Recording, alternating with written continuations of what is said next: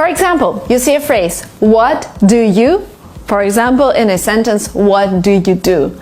But Americans would never say like this, what do you do? They'll say, what do you do? What do you do? What do you do? So the speed, the pace is kind of the same. It's just connecting everything. What do you do? And if you don't know the way they do it, you're like, what was that? Another phrase, I am going to do some shopping. What Americans would say, they would say, I'm gonna do some shopping. Again, not I'm going to, I'm gonna do.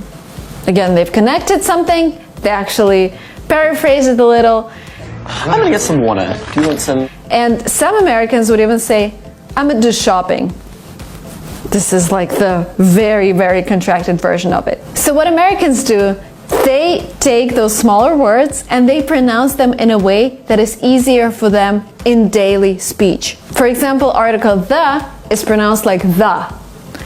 What's the weather today? So they don't say what's the weather today. They say they say what's the weather today. So it's the because it's easier.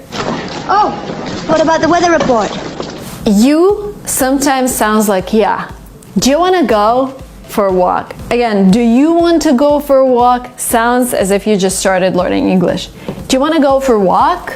Sounds closer to being a native speaker. And another thing that you might have noticed when we say what do, so we have T at the end of the word what, and we have D at the beginning of the word do, we kind of invent a new sound here. Instead of saying what do you do, we say what you do. So there is a sound ch, which appears in the middle. Again, this is a way to make your speech smoother. And this is what all native speakers do. For example, what you do for a living. What you do for a living. What you do? To make this even clearer for you, I'm gonna read a sentence out loud. The first time I read it, I'm gonna read it as a student.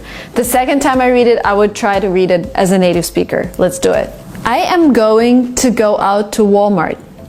Do you need anything?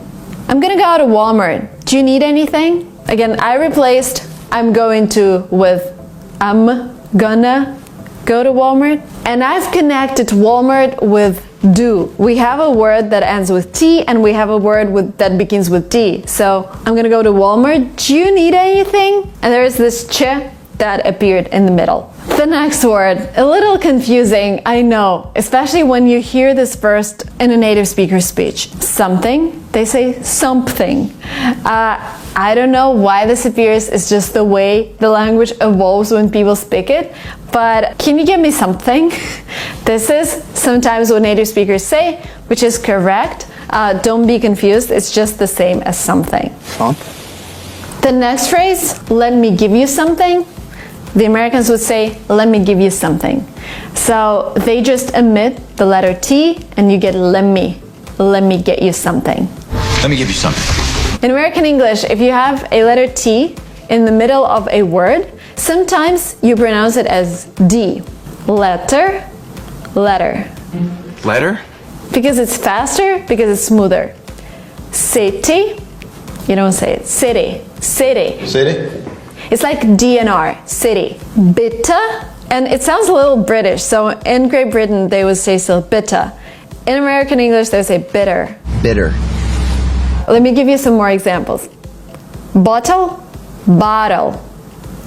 Butter, butter. Computer, computer. I can't even say it with the T. Computer, computer, computer. Daughter, daughter. 80, 80. 40, 40. Little, little. Settle, settle. 30, 30.